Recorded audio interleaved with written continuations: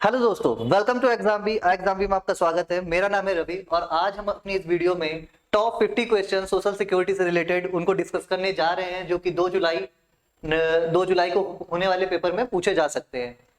तो स्टार्ट करते हैं। ये प्रीवियस ईयर क्वेश्चन है जिनके बेसिस पर जो कुछ क्या क्वेश्चन बन सकते हैं हम उसको समझेंगे और अपने क्वेश्चंस को डिस्कस करेंगे। तो पहला क्वेश्चन, जैसा कि आप देख सकते हैं, सुकन्या समृद्धि योजना पर है। ठीक है, ये एक सोशल सिक्योरिटी रिलेटेड स्कीम्स है। उसमें पूछा गया था कि कितना मैक्सिमम अमाउंट जो है वो डिपॉजिट किया जा सकता है एक फाइनेंशियल ईयर में। ठीक है, तो कितना जो मैक्सिमम अमाउंट है वो एक साल के अंदर डिपॉजिट किया जा सकता है। 1.5 लाख, 1 लाख, 2 लाख या 2.5 लाख। तो सबसे पहले सुकन्या समृद्धि योजना जो है ये जान लेते हैं कि ये क्या चीज है। तो ये जो स्कीम है ये इंप्लीमेंट करती है ministry of women and child development. तो ये मिनिस्ट्री जो है इसको इंप्लीमेंट कर रही है। उसके साथ ही ये जो स्कीम है ये 2015 में, ईयर यहां पर ध्यान रखिएगा कि कई बार ऐसा होता है कि ईयर को क्रोनोलॉजी में वो पूछ लेगा। तो ये जो है 2015 में स्कीम ये लॉन्च की गई थी। उसके साथ ही इसमें प्रोविजन क्या है, तो सुकन्या समृद्धि योजना में आप जो है एक लड़की, मतलब जो बच्चा है, जो बच्ची है, ठीक है, जो चिल्ड्रन है, उसकी जो एज होनी चाहिए वो मैक्सिमम कितनी होनी चाहिए, 10 ईयर होनी चाहिए। इससे ज्यादा का बच्चा का अकाउंट नहीं खोला जा सकता है। उसके अलावा ये जो इसकी मैक्सिमम एज है वो 21 ईयर तक ये चलेगी। उसके बाद ये जो खाता है, ये जो अकाउंट है, ये अपना आप ऑटोमेटिकली क्या हो जाएगा, क्लोज हो जाएगा। ठीक है, इसमें हर साल मिनिमम जो डिपॉजिट है, मिनिमम डिपॉजिट पहले ये 1000 के अप्रोक्स हुआ करता था, लेकिन इस फाइनेंशियल ईयर में इसको घटाकर 250 रुपीज कर दिया गया है। 250 रुपीज कर दिया गया है, यानी अब केवल 250 रुपए आपको जमा करने होंगे और आप इसमें इनरोल कर सकते हैं खुद को। और मैक्सिमम एक साल में इसे 1.5 लाख तक जमा किया जा सकता है। उसके अलावा ये चीज ध्यान रखनी है कि जो इसमें इंटरेस्ट रेट है, इसका जो इंटरेस्ट रेट पे भी क्वेश्चन बन सकता है। इस वजह से ये ध्यान रखिएगा, इसका जो इंटरेस्ट रेट है वो फाइनेंशियल ईयर 23-24 के लिए कितना रखा गया है, तो 8.0%। ठीक है, ये चीज ध्यान रखनी है कि 8% इसका क्या है, इंटरेस्ट रेट है फाइनेंशियल ईयर 23-24 के लिए। मिनिमम डिपॉजिट 250 रुपीज है। मैक्सिमम आप 1.5 लाख तक एक साल में जमा कर सकते हैं। बच्चा जो जिसकी मैक्सिमम एज 10 साल है या उससे छोटा है, वो इस खाते को, उसका अकाउंट खोला जा सकता है सुकन्या समृद्धि योजना के अंतर्गत। ठीक है, और इसको इंप्लीमेंट कौन कर रहा है, तो ministry of women and child development. इस क्वेश्चन में आपको सिर्फ इतना ही ध्यान रखना है। बढ़ते हैं अगले क्वेश्चन पर। अगला क्वेश्चन हमारा कहता है, which of the following statement is not correct for Atal pension योजना। देखिए, इस पर 2 बार क्वेश्चन पूछ चुकी यूपीएससी।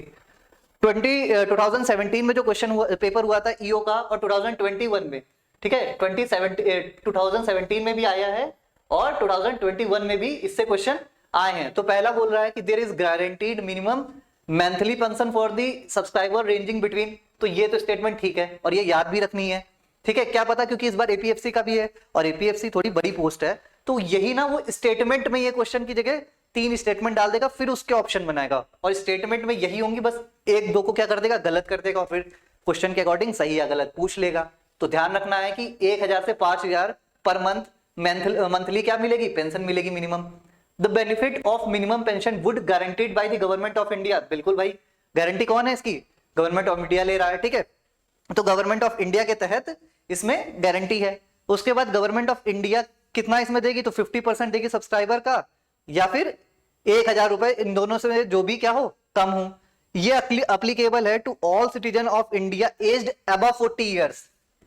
क्या ये 40 साल से ज्यादा वालों के लिए अटल पेंशन योजना बनाई गई है, तो ये हो जाएगा इनकरेक्ट।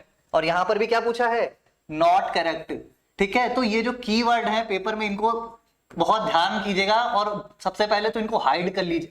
इनको क्या कर लेना है आपको, इनको आपको तुरंत ही इंडिकेट कर लेना है भाई कि क्या है, पूछा क्या गया, सही या गलत। तो यहां पर 40 साल का जो इंसान है उससे ज्यादा के लिए नहीं है, ये उनके लिए है जिनकी एज 18 से 40 ईयर्स के क्या है, बीच में है। और इसको इंप्लीमेंट कौन कर रहा है, अटल पेंशन योजना को इंप्लीमेंट कौन कर रहा है भाई, तो अब इसके बारे में जान लेते हैं।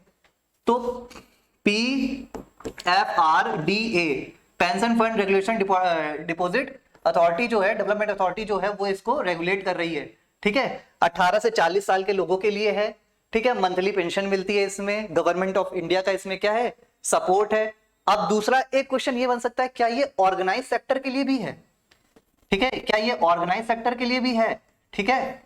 तो क्या हो जाएगा ये आंसर, ऑर्गेनाइज नहीं, ये सिर्फ और सिर्फ अनऑर्गेनाइज्ड सेक्टर के लोगों के लिए है, ठीक है। ये सोशल सिक्योरिटी जो स्कीम है ये केवल अनऑर्गेनाइज्ड सेक्टर के लोगों के लिए ही है, ठीक है, ऑर्गेनाइज वालों के लिए ये नहीं है। 18 से 40 के जो बीच के लोग हैं वो इसको इनरोल कर सकते हैं इस पेंशन स्कीम में। 2015 में ये आई थी। पीएफआरडीए इसकी इम्प्लीमेंटिंग एजेंसी है। सिर्फ आपको इसमें इतना ही जानना है, ठीक है। बढ़ते हैं अगले प्रश्न पर। अगला जो क्वेश्चन है, what is the minimum and maximum age eight which the subscriber, ये देखिए ये आया था 21 में, ठीक है। तो 21 में आया हुआ है, तो इसमें पूछा गया कि भाई कितने साल के मिनिमम और मैक्सिमम जो एज लिमिट है वो कितनी है अटल पेंशन योजना में। तो फिर से देखिए जो स्कीम्स है सोशल सिक्योरिटी में घबराना बिल्कुल नहीं है। जो चुनिंदा स्कीम है, खासकर ये जो गवर्नमेंट आई है बीजेपी की 2014 से लेकर अभी तक जो चल रही है, इन्होंने जितनी भी स्कीम्स लॉन्च की है, खास तौर पर जो हाईलाइटेड स्कीम्स है, स्टैंड अप इंडिया है ना, स्किल इंडिया, प्रधानमंत्री जनधन योजना, प्रधानमंत्री सुरक्षा बीमा योजना, जीवन ज्योति बीमा योजना, इन पर अगर आप ध्यान देंगे तो इन्हीं से क्वेश्चन आ रहा है। अटल पेंशन योजना 2 बार तो इसी से आ गया। तो मिनिमम और मैक्सिमम एज ये नहीं है, यही है इसका, अभी पीछे हम लोगों ने डिस्कस किया। तो बढ़ते अगले प्रश्न पर। Who एडमिनिस्टर्स द वरिष्ठ पेंशन बीमा योजना। ये स्कीम हालांकि उतनी ज्यादा इंपॉर्टेंट नहीं है, पर फिर भी इसके बारे में जान लीजिए कि कौन इसको एडमिनिस्टर करता है। तो LIC जो है, life insurance corporation of India, ये इसको क्या करती है भाई, LIC जो है वो इसको एडमिनिस्टर्स कर रही है। कौन सी स्कीम्स को, वरिष्ठ पेंशन बीमा योजना। और इसकी जो मिनिमम एज है, इसके लिए मिनिमम एज क्या है, एक पॉइंट सिर्फ इतना आपको जानना है कि इसके लिए जो मिनिमम एज है वो रखी गई है 60 ईयर। इसकी जो मिनिमम एज है ज्वाइन करने की, ये पॉइंट थोड़ा सा यहाँ पर इंपॉर्टेंट था, इस वजह से मैंने लिख दिया कि 60 साल से जो कम का इंसान है वो इसको ज्वाइन नहीं कर सकता है। इसकी मिनिमम एज कितनी है, 60 ईयर है, ठीक है, ये जान लीजिए। बढ़ते हैं अगले प्रश्न पर। अगला जो क्वेश्चन है उसमें लिखा है कि ये भी प्रीवियस ईयर क्वेश्चन है, for the first time in India medical benefit as a non cash benefit was provided under, किस एक्ट में ऐसा लिखा गया था कि medical benefit non cash benefit मतलब की तरह दिया जाएगा। Employees state insurance act, factories act, maternity benefit act, या फिर द माइंस एक्ट। देखिए ये जितने भी एक्ट्स हैं हमने अपनी क्लासेस में इनको बहुत अच्छे से कवर किया हुआ है। और इसके अलावा वैसे इसका आंसर सीधे हो जाएगा employees state insurance act, sorry. बढ़ते अगले प्रश्न पर। Which one of the following is the correct set of contingencies. ये कुछ देखिए, कुछ ऐसे भी क्वेश्चन होते हैं कभी कभार, यूपीएससी खास तौर पर ऐसा करता है कि कुछ ऑब्सक्योर टाइप के क्वेश्चंस वगैरह पूछ लेता है ऐसे। अब देखिए, अब कोई भी कट ऑफ उठाकर देखिए यूपीएससी की, तो ये कभी भी 70% को तो क्रॉस नहीं करती है। और 70% अगर हम 100 क्वेश्चन को पैरामीटर मान लेते हैं, यहाँ पर तो 120 क्वेश्चन है, पर अगर हम 100 क्वेश्चन के हिसाब से देखते हैं तो 70 क्वेश्चन ही तो करने हैं, 100 में 100 तो नहीं करने हैं। तो 30 क्वेश्चन ऐसे ही होते हैं जिन्हें हमें छोड़ देना होता है। फिलहाल इसका आंसर यहाँ पर want, disease, ignorance and square and idleness हो जाएगा। पर फिर भी मैं कह रहा हूं कि इस तरह के प्रश्न को पेपर पे टाइम पर अटेम्प्ट करने की कोशिश मत कीजिए, कट ऑफ इतनी ज्यादा ऊपर नहीं जाएगी। अननेसेसरली आप अटेम्प्ट करेंगे और गलत हो जाएगा, क्योंकि यहाँ पर प्रोबेबिलिटी देख लीजिए 100% चांसेस है गलत होने की। तो मत अटेम्प्ट कीजिए और सेफ खेलिए थोड़ा। अब फिर से आ गया आम आदमी बीमा योजना। अब ये आम आदमी बीमा योजना पहले एक स्कीम चलती थी, ठीक है, आदमी बीमा योजना, और एक दूसरी स्कीम थी जनश्री,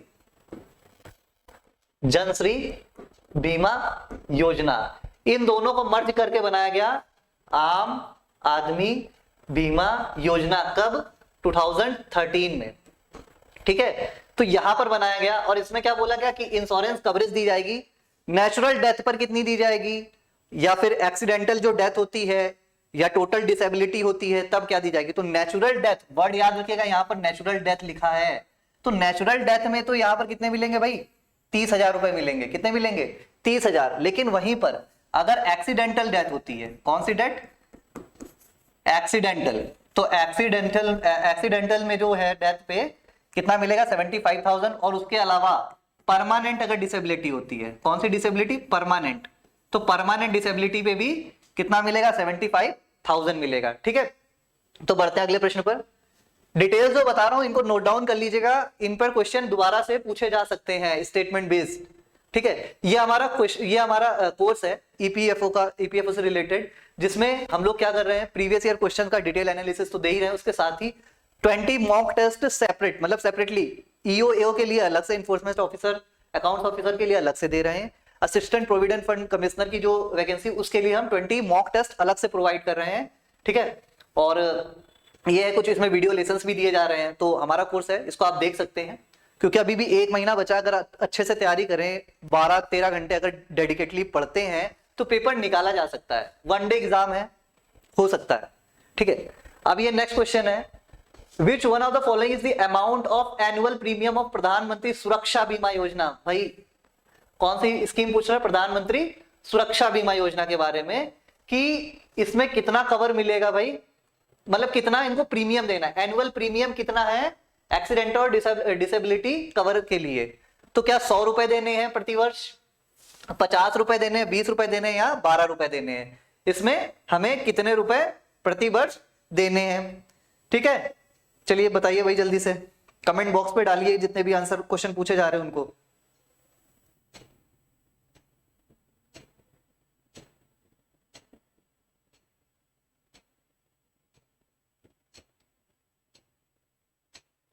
तो अब यहां पर आते हैं भाई, जो प्रधानमंत्री सुरक्षा बीमा योजना है, तो ये कब लॉन्च हुई थी, ईयर यहां पर फिर से देख लीजिएगा भाई, 2015 में ये जो है ये स्कीम को लॉन्च किया गया है, प्रधानमंत्री सुरक्षा बीमा योजना।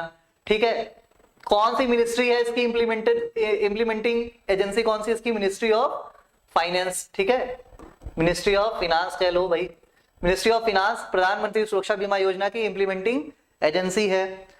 इसमें क्या मिल रहा है, तो इसमें अगर एक्सीडेंटल डेथ होती है, ठीक है, एक्सीडेंटल डेथ होती है, या फिर टोटल डिसेबिलिटी होती है, तो कितने रुपए मिलेंगे, 2 लाख मिलेंगे। ठीक है, और अगर पार्शियल डिसेबिलिटी होती है, पार्शियल डिसेबिलिटी होती है, पार्शियल डिसेबिलिटी पे 1 लाख रुपए। ठीक है, ये चीज ध्यान रखनी है, पार्शियल पे 1 लाख है, एक्सीडेंटल डेथ पे या टोटल डिसेबिलिटी अगर होती है तो 2 लाख रुपए। मिनिस्ट्री ऑफ फाइनेंस इसको इंप्लीमेंट कर रही है, 2015 में लॉन्च हुई थी। ठीक है, उसके अलावा इसका प्रीमियम कितना है, तो याद रखिए जब ये क्वेश्चन पूछा गया था उस समय उसका प्रीमियम 12 रुपए हुआ करता था, पर अभी इसको बढ़ाकर नाउ इट इज 20 रुपीज। ठीक है, अभी ये बढ़कर कितनी हो चुकी भाई, 20 रुपीज को हो चुकी है। एक चीज और यहां पर आपको ध्यान रखनी है कि ये जो स्कीम है, इसमें जो ये प्रीमियम है, ये हर साल 1 जून, ठीक है, 1 जून को या उससे पहले डिडक्ट किया जाता है। अगर आप नहीं खुद से आप खुद से पे नहीं करोगे तो 1 जून को आपके अकाउंट से ये डिडक्ट हो जाएगी। ठीक है, बढ़ते हैं अगले प्रश्न पर हम। भाई अगला प्रश्न हमारा क्या है, which of the following option is incorrect. फिर से यहां पर जो कीवर्ड है उसको हाईलाइट कर लेंगे। प्रधानमंत्री सुरक्षा बीमा योजना से रिलेटेड कौन सा स्टेटमेंट जो है वो सही नहीं है। तो यहां पर देखिए पहला दे रखा गया है कि इसे कौन सी, the scheme is administered by the insurance companies from both the private and public sectors. क्या इस जो ये स्कीम है उसमें दोनों कंपनियां ऐड है, प्राइवेट और पब्लिक, क्या ये स्टेटमेंट है। दूसरा, लाइफ कवर ऑफ रूस 1 lakh is provided to the beneficiary in case of partial, अभी मैंने पीछे बताया था, ये तो सही है भाई। ठीक है, और यहां पर इनकरेक्ट पूछा, यानी ऑप्शन 2 तो नहीं होगा। This scheme can be availed by any individual agreed between 18 to 70 years. हाँ भाई, ये तो 18-17 या 18-70 ये पहले भी हम डिस्कस कर चुके हैं।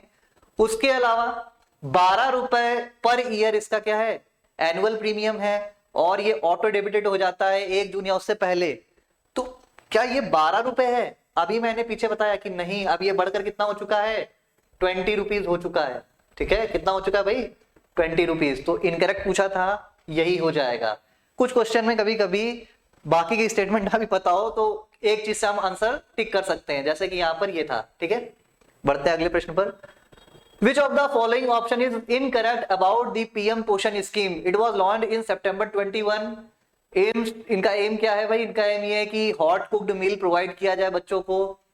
ठीक है, the scheme replace the national programme for mid day meals in schools for mid day meal scheme. ठीक है, पीएम जो पोषण स्कीम है वो सेंट्रली स्पॉन्सर्ड स्कीम है, रन करती है इसे ministry of health and family welfare.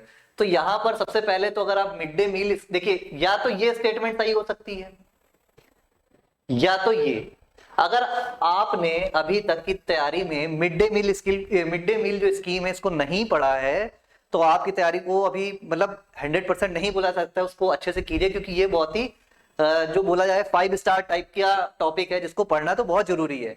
Mid day meal scheme का फैमिली, ये दोनों कॉन्ट्राडिक्टरी है, क्योंकि ये स्कूल में चल रही है और इसे इंप्लीमेंट कौन कर रहा होगा, फिर मिनिस्ट्री ऑफ, जाहिर सी बात है इसको कौन इंप्लीमेंट करेगा तब, मिनिस्ट्री ऑफ एजुकेशन। तो या तो भाई या तो ऑप्शन 3 सही है या ऑप्शन 4 सही है, ऊपर वाले दोनों नहीं भी पता है छोड़ दो, या तो ये सही होगा या ये सही होगा। क्यों? क्योंकि दोनों आपस में कॉन्ट्राडिक्टरी हो चुके हैं।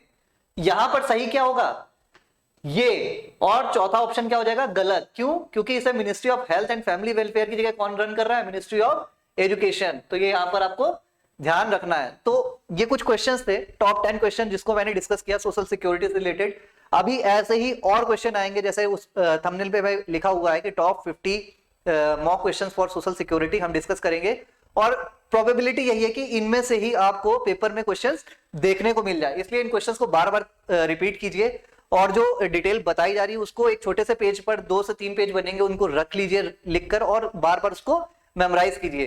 तो फिलहाल अब तक के लिए इतना ही था, थैंक यू। और अगर वीडियो पसंद आई तो प्लीज लाइक कीजिएगा, चैनल पर नए हैं तो इसको सब्सक्राइब कीजिएगा, और अब अगली वीडियो जाएगी उसके लिए तब तक वेट कीजिए। Thank you.